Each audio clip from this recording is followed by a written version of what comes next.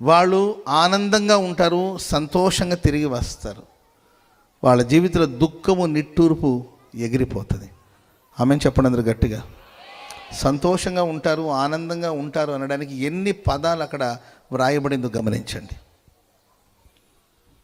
దేవుని చేత విమోచించబడిన వాళ్ళు సంతోషంగా ఉంటారు, లేకపోతే ఆనందంగా ఉంటారు. దీని గురించి ఎన్ని విధాలుగా మాటలు వ్రాయబడిందో మీరు చూడండి. వారి తలల మీద నిత్యానందం ఉంటుంది. ఆమెను చెప్పండి అందరూ గట్టిగా. అప్పుడే సంతోషించడం, అప్పుడే దుఃఖపడడం కాదు. అప్పుడే ఆనందించడం, అప్పుడే ఆవేదనకు లోనవ్వడం కాదు. నిత్యము సంతోషంగా ఉంటారు. నిత్య ఆనందం వాళ్ళ తలల మీద ఉంటుంది. వాళ్ళు పాటలు పాడుచు సియోనుకు వస్తారంట. వాళ్ళు ఆనంద సంతోషము గలవారై వస్తారంట. వాళ్ళ జీవితంలో ఉన్న దుఃఖము, నిట్టూర్పు ఇవన్నీ ఎగిరిపోతుంది. నిత్య సంతోషం వాళ్ళ తలల మీద నిలిచి ఉంటుంది. చప్పట్లు కూడా మంది గట్టిగా గట్టిగా. ఈ రాత్రి నిత్య సంతోషాన్ని ఆ దేవుడికి అనుగ్రహించును గాక. నిత్యానందము దేవుడు మీకు అనుగ్రహించును గాక.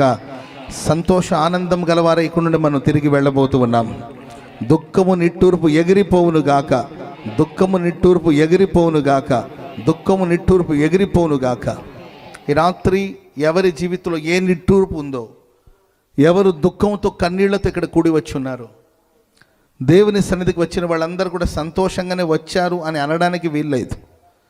ఎవరెవరి గుండె లోతులో ఏ ఏ బాధ దాగి ఉందో తెలియదు. ఎవరి కళ్ళు చెమ్మెక్కిందో తెలియదు. ఎవరి గుండె బరువెక్కిందో తెలియదు. కన్నీళ్లతో, ఆవేదనతో ఏడవడానికి, కన్నీళ్లు విడవడానికి పలు కారణాలు. పరిశుద్ధ గ్రంథంలో ఎందరో ఒక్కొక్కరి ఏడుపుకి, ఒక్కొక్కరి దుఃఖానికి పలు కారణాలు.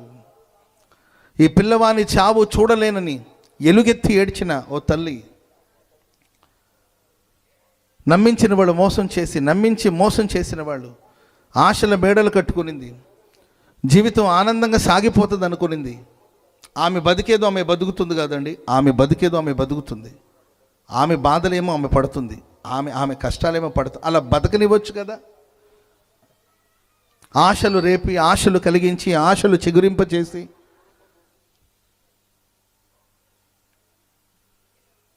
తర్వాత కుమారుడు కలిగిన తర్వాత ఏదో వాళ్ళకి ఇబ్బంది అయిందని చెప్పి ఇంట్లో నుండి ఏమాత్రం కనికరం లేకుండా, జాలి లేకుండా, ప్రేమ లేకుండా, వాళ్ళ భవిష్యత్తును గురించి ఆలోచించకుండా, ఆమె భవిష్యత్తు కావచ్చు, తన కుమారుని భవిష్యత్తు గురించి ఆలోచించకుండా భార్య మాట విని అబ్రహాము హాగర్ ఇంట్లో నుండి బయటికి పంపివేశాడు. ఆమెను దగ్గర తీసుకునేటప్పుడు భార్య మాట విన్నాడు, ఆమెను పంపించేసినప్పుడు భార్య మాట విన్నాడు. తన భార్య ఏం చెప్తే అది చేస్తాడు అబ్రహాం గారు. విశ్వాసులకు తండ్రి. కానీ భార్య ఏం చెప్తుందో దాన్ని చేస్తాడు. దాసిని భార్యగా తీసుకోవాలని భార్య చెప్పింది, విన్నాడు. మళ్ళా ఇంట్లో నుండి బయటికి నెట్టివేయవలసిన పరిస్థితి వచ్చిన భార్య మాట విని పంపించేశాడు. ఈ చరిత్ర మనం చదువుతున్నప్పుడు దేవుడి దగ్గర అడుగుతాడు, ప్రభువా మరి నా భార్య ఇలా చెప్తుంది, నీ భార్య చెప్పింది చేయమన్నాడు దేవుడు.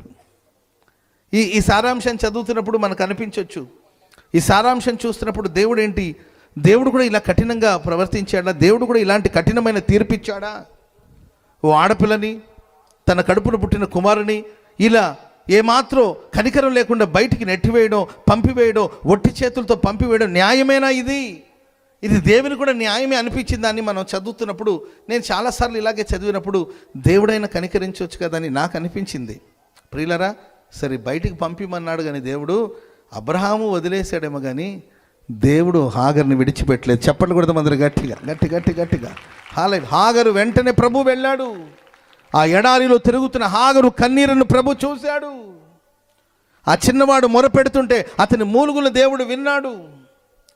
ఈ రాత్రి మనుషుల చేత విడువబడి, నమ్మిన వాళ్ళు వంచన చేసి, మోసం చేసి, విడువబడిన పరిస్థితిలో, త్రోసివేయబడిన పరిస్థితిలో, దిక్కుతోచని స్థితిలో, ఈ బాధ నేను చూడలేను, ఈ మరణాన్ని నేను చూడలేను, ఈ గతి ఏ తల్లికి పట్టకూడదు అని ఏమి చెయ్యలేని నిస్సహాయపు. ఏమైనా చేయాలంటే చేయొచ్చు. ఆ తల్లి అటు పరిగెత్తో, ఇటు పరిగెత్తో, వాళ్ళకి ఫోన్లు చేసో, వీళ్ళకి ఫోన్లు చేసో, ఏదో ఒకటి చేయొచ్చు ఆమె.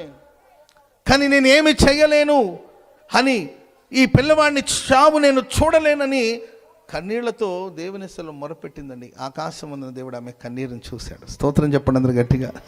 హల్లెలూయా. ఏమి చెయ్యాలో దిక్కు తోచని స్థితిలోకి వెళ్ళి నీవు ఇక్కడికి వచ్చున్నావేమో బైబిల్ సెలవిస్తుంది. దేవుడు విమోచించిన ప్రజలు సంతోష గానాలతో పాటలు పాడుచు సియోనుకు తిరిగి వస్తారు. ఆమేన్ చెప్పండి అందరూ గట్టిగా. హల్లెలూయా. ఏ బాధలు బంధించబడి ఉన్నావో, ఏ వేదనలు బంధించబడి ఉన్నావో, ఏ దుఃఖం నీ నెత్తి మీద కూర్చొని ఉందో, ఏ నిట్టూర్పుతో నీ హృదయం అధైర్యపడిపోయిందో, నా దేవుడు నిన్ను విమోచించబోతున్నాడు, నిన్ను విడిపించబోతున్నాడు, నీ దుఃఖాన్ని సంతోషంగా మార్చబోతున్నాడు. నీవు ఇక సంతోషంగా పాటలు పాడుచు బయలుదేరి వెళ్ళబోతున్నావు. చెప్పండి కూడా దేవునికి స్తోత్రం చెప్పండి అందరు గట్టిగా. హల్లెలూయా, హల్లెలూయా. నిందలకి అవమానాలకి హృదయం బద్దలైపోయి, లోకలు అంటుంటారు ఒక ఆడదానికి అనొచ్చుకోకు, నేను ఆ మాట అన్నాడు, స్త్రీలే శత్రువు అంటుంటారు. మీరు చూడండి, స్త్రీల సమాజం అంతా అప్పుడప్పుడు లేచి ధర్నాలు చేస్తారు తప్ప నిజంగా గమనించి చూస్తే ఒక ఆడపిల్లే శత్రువు. ఇంట్లో అక్క ఉంటుంది, శత్రువు ఎవరు దానికి? వాళ్ళ చెల్లెల రూపంలోనే ఉంటుంది. అర్థమైందండి?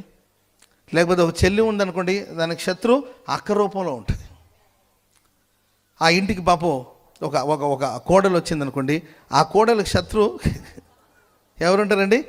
మీరే ఒప్పుకుంటారు. అది మీ దగ్గర నాకు నచ్చిన విషయం ఏంటంటే మీరే ఒప్పుకుంటారు. మీరు దేవుడు మిమ్మల్ని కనికరించను కాక. హల్లెలూయా. ఏంటండి?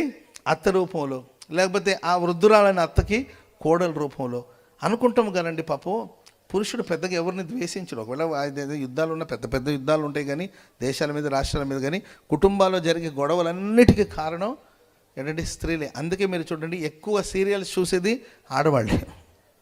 ఎందుకంటే వీళ్ళకి సంబంధించిన స్టోరీసే అక్కడ ఉంటాయి అన్నమాట. అత్తని ఎలా వేధించాలి, కోడల్ని ఎలా బాధ పెట్టాలి, కోడల్ని ఎలా ఏడిపించాలి, ఇవన్నీ కూడా అక్కడ చెప్తూ ఉంటారంట సీరియల్లో. అర్థమైందండి? Praise lord. ఎలా కుట్రలు చేయాలి, ఎలా మేకప్లు వేసుకోవాలి. చూడండి, అదేంటో కానీ సీరియల్లో మేకప్ వేసుకుని నిద్రపోతున్నాడు. న్యాచురాలిటీ ఉండదు. నేను అంటాను ప్రియమైన వాళ్ళరా, అంటే శత్రువులాగా ఒక స్త్రీకి మరొక స్త్రీ శత్రువు అయినట్టు తనకున్న ఆ లోపాన్ని బట్టి వేధించి సూటిపోటు మాటలతో వేధిస్తుంటే, దేవుని ఆలయమునకి దేవుని సన్నిధికి వచ్చినప్పుడు కూడా ఆమె దుఃఖంతో నిట్టూర్పుతో కన్నీళ్లతో వేదన పడుతుండేది. అన్నపానాలు పుచ్చుకోలేదు. ప్రేమైన మంచి భర్త తనకు ఉన్నప్పటికీ కూడా, తనను ప్రేమించే 10 మంది కుమారుల కంటే శ్రేష్టమైన భర్త తనకు ఉన్నప్పటికీ కూడా, ఆమె పొందిన అవమానాలు, ఆమెకు వచ్చిన నిందలు, ఆమె విన్న మాటలు ఆమెను మరింత కృంగదీసేది.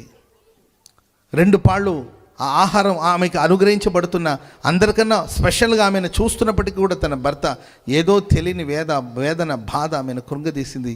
అని దేవుని సన్నిధిలో కన్నీళ్లు విడిచి ప్రార్థన చేసి, స్తోత్రం చెప్పండి అందరు గట్టిగా.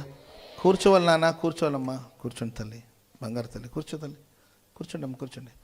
తప్పు కాదు, చాలాసేపు నుండి మీరు ఉన్నారు.